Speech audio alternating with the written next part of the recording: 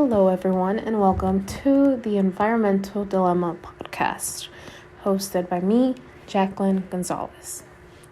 In this episode, we will be deconstructing China's ban on plastic waste. The world has produced over 8.3 million metric tons of waste as of 2017. As a whole, we are producing way too much plastic.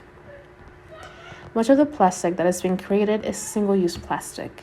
This type of plastic is most commonly used for food, beverage, and single-use and tobacco products.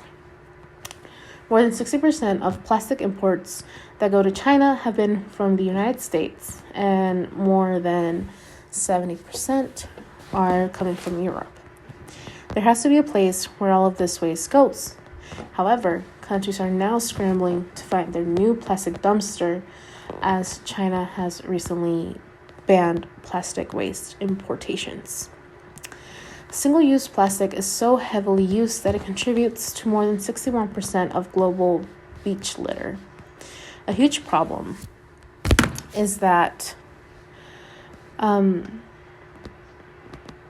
plastic is difficult to recycle. Only about 9% of plastic waste is recycled at the global scale. Recycling this product has been a challenge because it often uses additives. These additives can limit the number of times the plastic product can be recycled. So, what exactly seems to be the problem here? Well, prior to 2017, China had been the leading importer of plastic waste.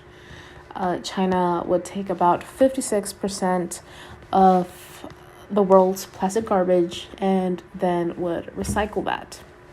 Noticing how much plastic waste was coming into their country, both Chinese citizens and Chinese governments started to worry. In 2013, the relationship between plastic waste exporters and China, the importer, was disturbed, as China temporarily imposed a ban on garbage imports. In 2017, China finally made the decision to ban all plastic and stop all imports of plastic. While this received a lot of criticism and some praise, the decision was justified as wanting to protect the health of Chinese citizens. Despite this being an incredible move on China's part to move towards a more sustainable country, this decision received a lot of attention from other countries. Countries such as the United States, Canada, Europe, Japan, and South Korea were forced to look for a new place to export their plastic waste. This means that big countries are now looking towards other small countries to be their new landfill. However, smaller countries are beginning to suffer as they do not have enough political power to stop big titans from importing waste into their smaller country. China had proposed a plan that would ban 24 types of solid waste in 4 different categories that included waste plastics, unsorted scrap papers, discarded textile material, and vanadium slags. In 2018 and 2019, China made a few more additions and more regulations and bans.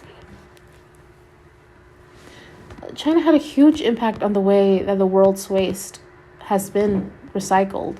The ban they introduced in 2017 inevitably made changes to the circular economy for solid waste. This ban also included an impact to the existing global supply chain. Countries do not often have the domestic capacity to recycle, reuse, or dispose of certain types of solid waste. This is most likely due to those countries depending on China for far too long. They've grown accustomed to taking all of their waste to China that they felt the need to not recycle, reuse their plastics domestically. So the solution to this is that countries are now looking for the cheapest way out of this problem.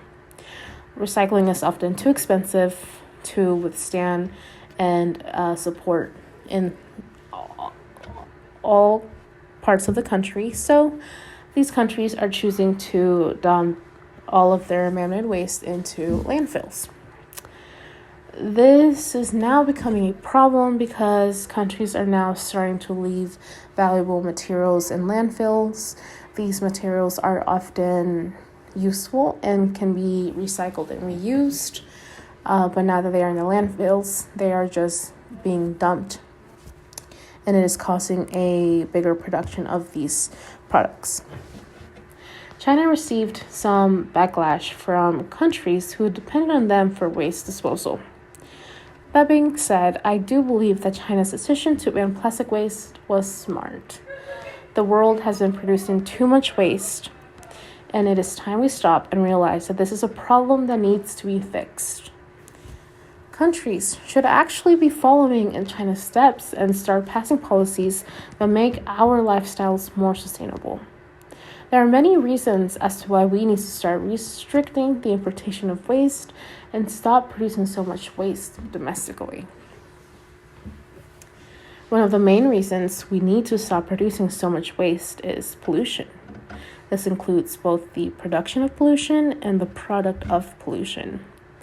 It costs a lot of money to be able to properly dispose of hazardous waste, and countries who are not able to afford doing so risk polluting the air, causing health risk to their citizens.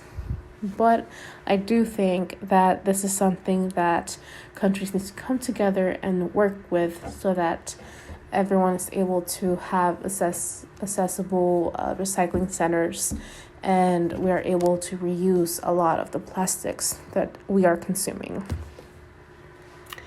With this newly presented opportunity for countries to create more sustainable initiatives, we have started to see some countries moving towards greener alternatives.